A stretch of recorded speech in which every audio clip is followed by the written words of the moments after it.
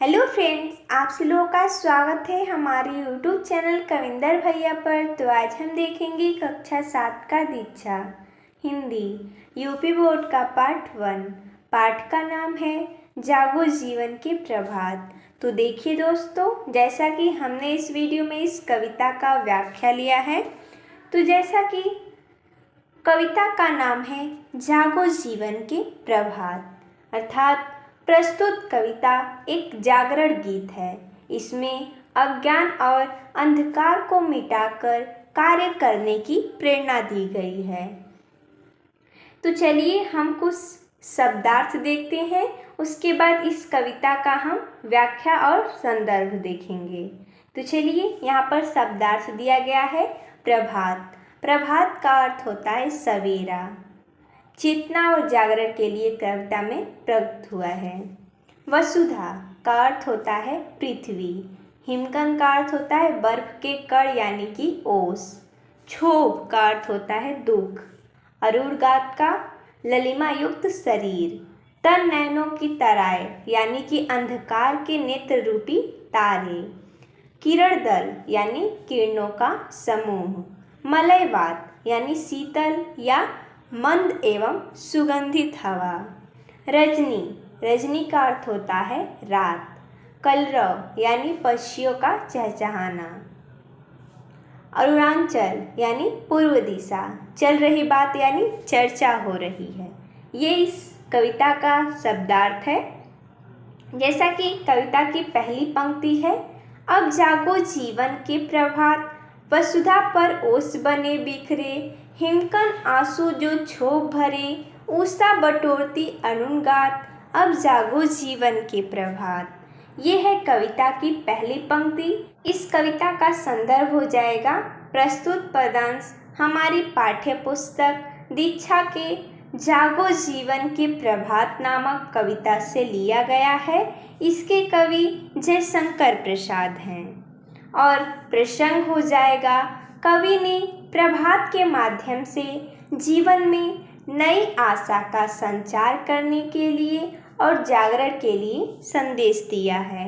यानी कि ये जो हमारी पंक्ति है, इसमें क्या दर्शाया जा रहा है, यानी जो कवि है वो क्या कहना चाहता है, वही प्रसंग में लिखा जाता है। और संदर्भ में ये लिखा जाता है कि ये कहाँ से लिया गया, यानी हिंदी के दीक्षा नाम है हमारे किताब का, यानी दीक्षा के जागो जीवन के प्रभात पाठ का नाम है।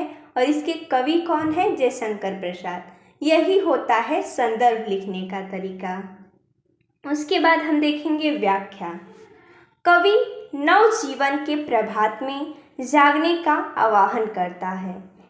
इस प्रातः काल अर्थात प्रभात में ओस और बर्फ रूपी दुख के जो कण दिखाई देते थे, वे समाप्त हो गए हैं। ललिमा युक्त शरीर वाली उषा प्रकट हो चुकी है। अतः प्रभात में जाग उठो, इस नवजीवन में सक्रिय हो जाओ। यही इस पंक्ति का हो जाएगा व्याख्या।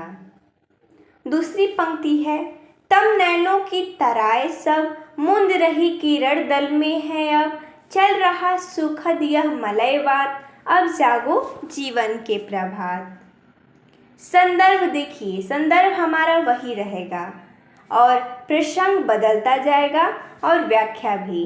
प्रसंग भी आप बोल सकते हैं कि हर पंक्ति में कवि यही बोल रहा है कि नवजीवन के प्रभात का वर्णन किया गया है हर पंक्ति में। तो आप प्रसंग भी वही लिख सकते हैं, सिर्फ व्याख्या चेंज कर सकते हैं। इस पंक्ति में भी कवि ने रात्रि बीत जाने पर नवजीवन के प्रभात का वर्णन किया है।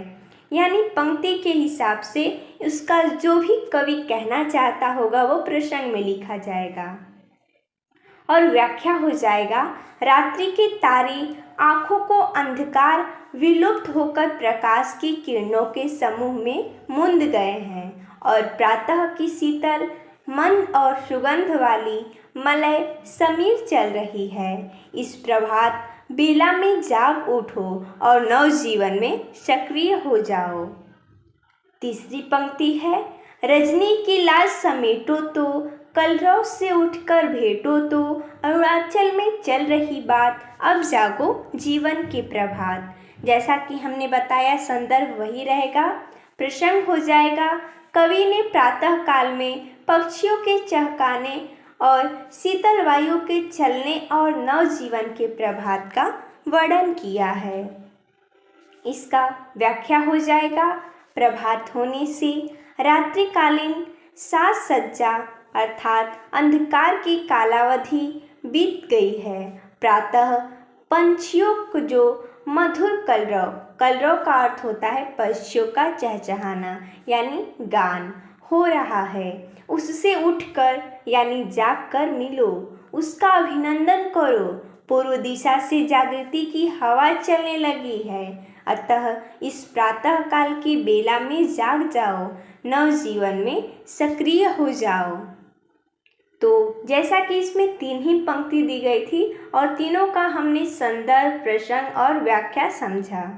तो देखिए इसमें इतना ही दिया था। तो मिलते हैं तब तक के लिए धन्यवाद दोस्तों।